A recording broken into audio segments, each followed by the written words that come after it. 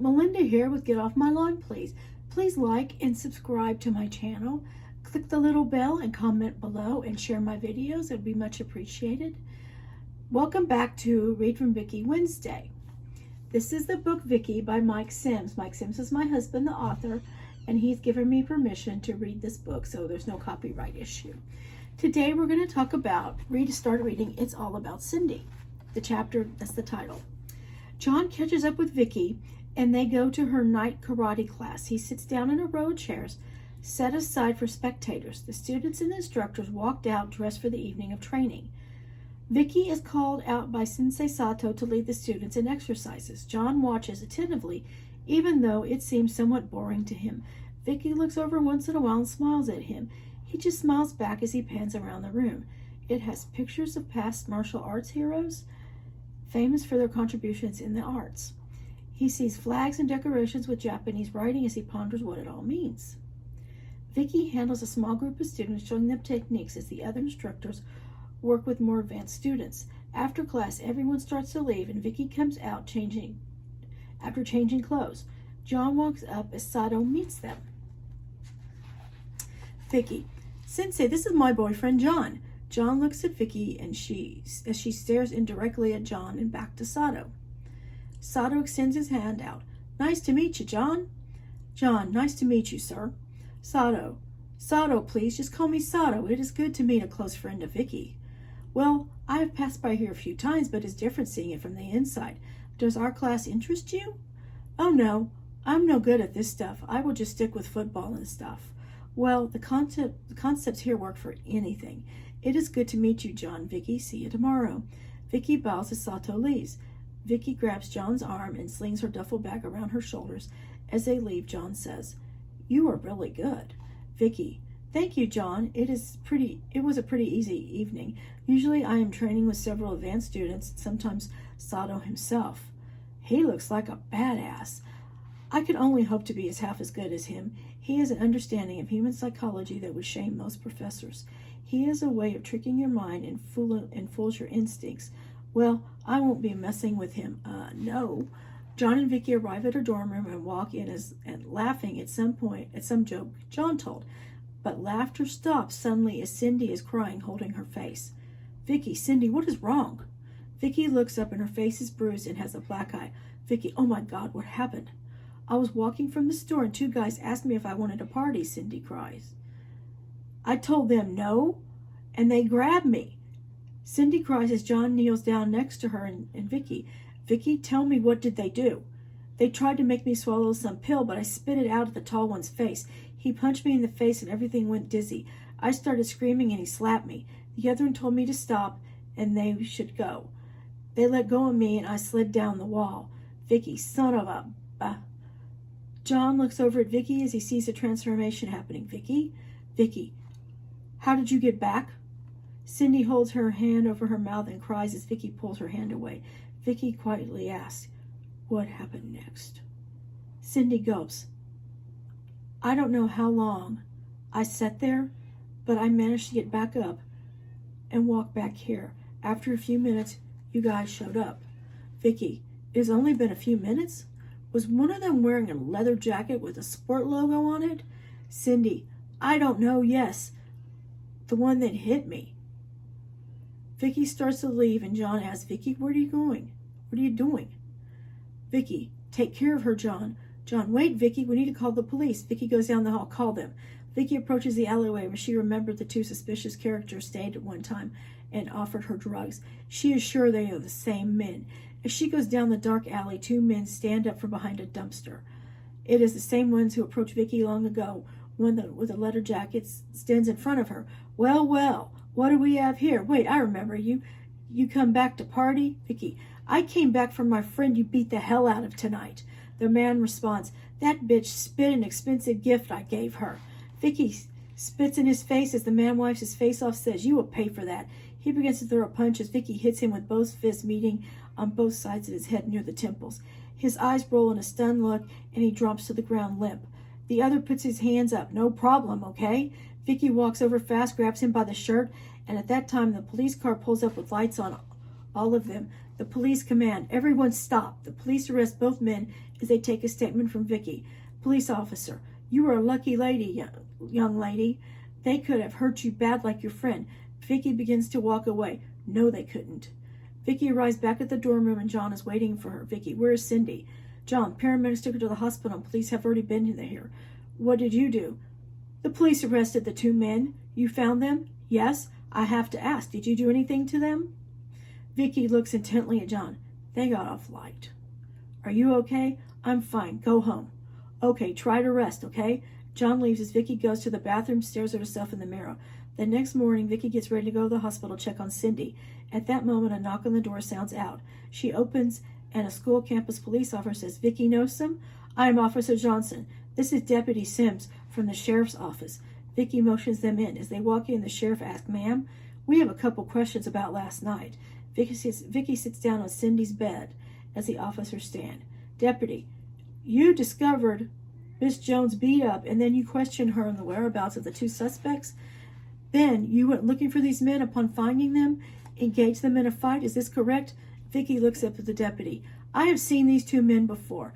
I went to find them so I could call the police to arrest them. The deputy smiles and takes his hat off to kneel next to Vickie. I've been doing this for a long time. The last thing we need is a vigilante. I know you were tough. I can see it.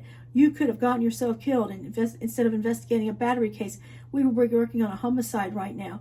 You might think you know what you're doing, but let me tell you something, young lady, you don't. Anything can happen in confrontations. It can go bad in no time. Understand? Vickie stares for a moment. That can happen anytime to any of us. The deputy has a more serious look on his face. This is true, but when you go after people like that, it makes you the bad person. Vickie, sometimes we have no choice to be what is considered wrong to make things right. The deputy exhales and stands up. He puts his hat on and turns towards the door. You got away with this time. The deputy turns and looks at Vickie. Better not happen again. Vickie stares sternly at the deputy. The deputy looks back. Ma'am. He leaves as the campus officer follows, closing the door. Vickie arrives at Cindy's hospital room to find Cindy talking to her parents. Cindy's mom. Cindy says, Mom, Dad, this is my roommate Vickie. Cindy's mom. We saw her last year. We stopped by, remember? Cindy says, oh, yeah. Cindy's mom hugs Vickie. Thank you for taking care of my little girl. Vickie, all I did was find her. It was my boyfriend John that helped her. Cindy's dad. No, you took care of those two criminals. Cindy says, Dad. Dad responds, well, that is what they are. I heard you hurt one of them really bad. The one that hurt my cinnamon. Vickie, he tried to strike me. That is a bad mistake on his part. Dad, good. The parents step outside the room as Vickie approaches the bed. How are you, roomie? Cindy, I would be out of here tomorrow. They were going to keep me here today, but Mom insists they observe me another day. Vickie laughs. Cindy, Vickie, thank you. When I heard you got those two guys, I felt so relieved. There was no way I was going to let those guys get away with it. Cindy starts to cry as Vickie says, it's okay, Cin. They hurt me bad. I've never been through anything like that. Have you? No, I went through something much different. Cindy changes from self-pity to concern. Tell me about it sometime. I know you don't like talking about your past. Vickie smiles and grabs Cindy's hands. I promise. Cindy smiles as her parents come back in. Vickie stands up. Well, I will let you guys spend some time with each other. Cindy, see you tomorrow. Cindy, don't eat all my snacks. Vickie smiles as she gives hugs to her mom and shakes hands with her dad. Earning your stripes. Vickie manages to go to one class while Cindy spends one last day in the hospital. John meets up with her for lunch. John, how is Cindy? Vickie, she's fine, just going to be bruised for a while. She'll be wearing sunglasses for a while. She seems to anyway, like she's hiding. They both laugh as they eat sandwiches. John, it really scared me that you went after those guys. At the same time, I hoped you would do something bad to them. Is that bad of me? Vickie, are you kidding? I'm the one who beat one of them up, and you're worried about your feelings about it? John laughs. It is kind of stupid, I guess. Cindy will be back tomorrow. I will do something nice to welcome her back.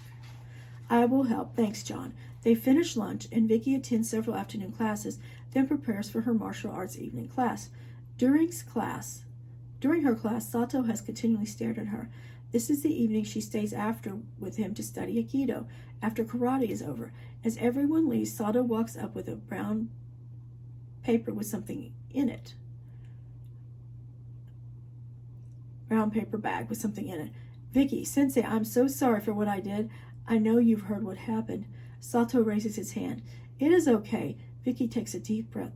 Sato, what you did would not be considered smart by most.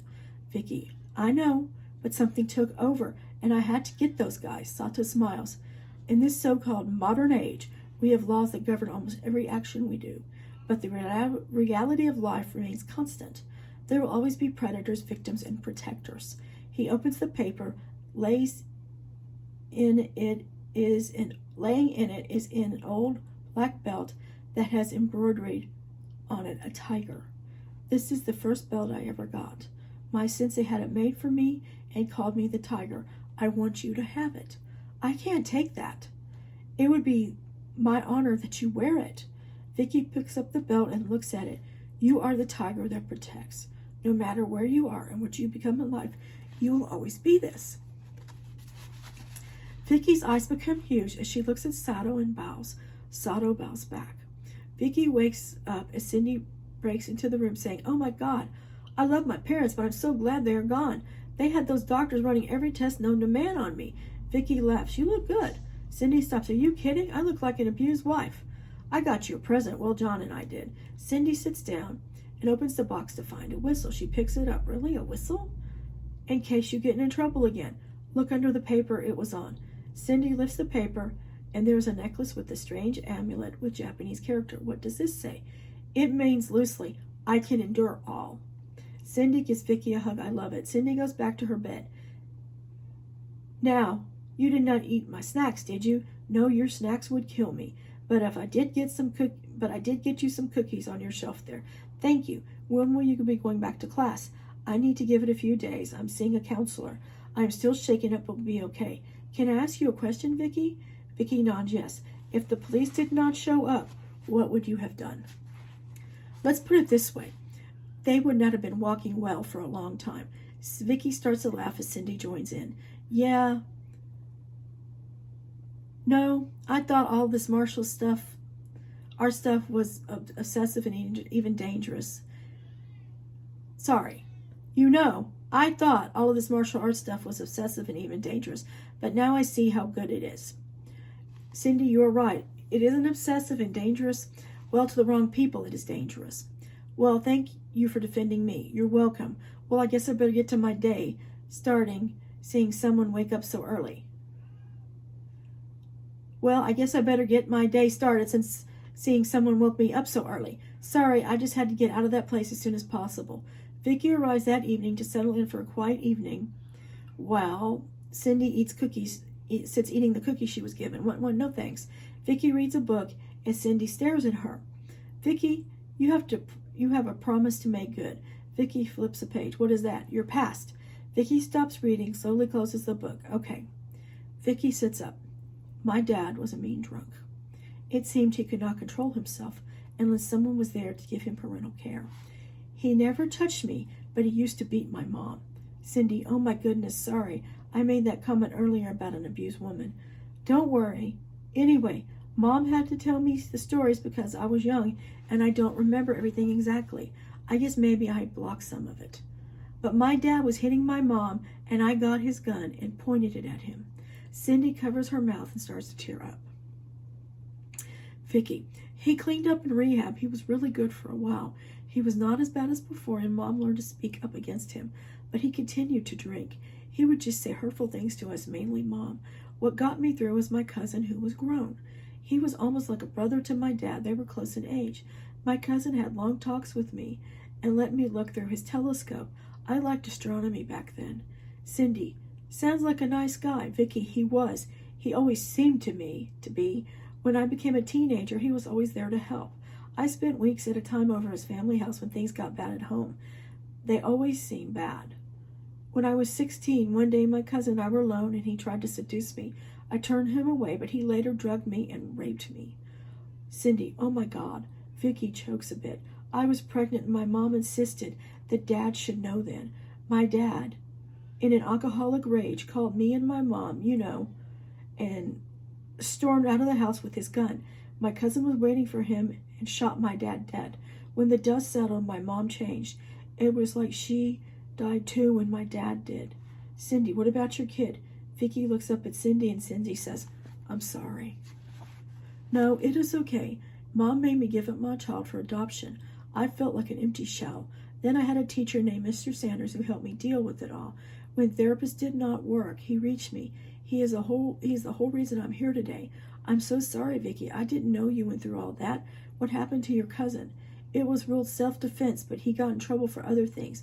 They found the illegal drugs he used to drug me. What about the rape? What about it? We never pushed it. Mom could not live with the shame, and I was too out of it to care anymore. He got away with it? Not exactly, but legally, yes. Vickie walked around a bit, then picks up a picture of her mother. My mother died of a heart attack later and tried to apologize for everything. I don't know where to begin. I don't even know where to begin. Your cousin, your parents, and losing your kid. Oh my God. It was incredible. How did you survive something like that? I almost didn't. If Mr. Sanders had not made a difference. Cindy starts crying. It is all so horrible. Vickie sits down next to her and puts her arm around Cindy. Cindy, you're comforting me. My God, you wear it like a badge of honor. Vickie, I am fine, really. There is no way you can be fine. You just can't. I am seeing someone, and I just got beat up compared to what you have. Cindy, please understand that I'm stronger than my pain. I hope so, because I would sure hate for that dam to break. Vickie goes back to reading her book, smiling. Cindy leans back, grabbing her cookies and staring at Vickie in disbelief. Dear John, it is in the middle of the school year, and John and Vickie have been an item around campus, going everywhere and doing everything together, it seems.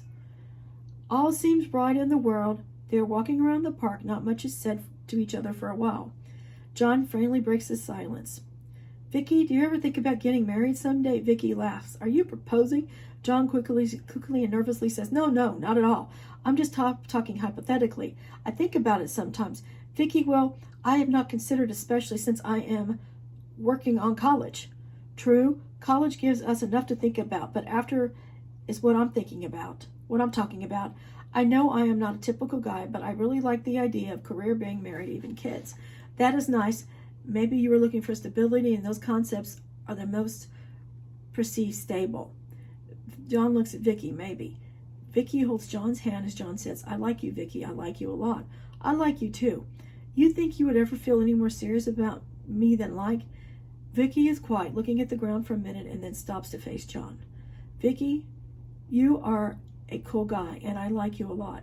I can see myself someday even loving you.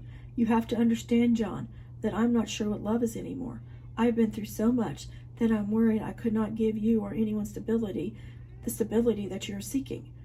Whatever you've been through, I'm not afraid of.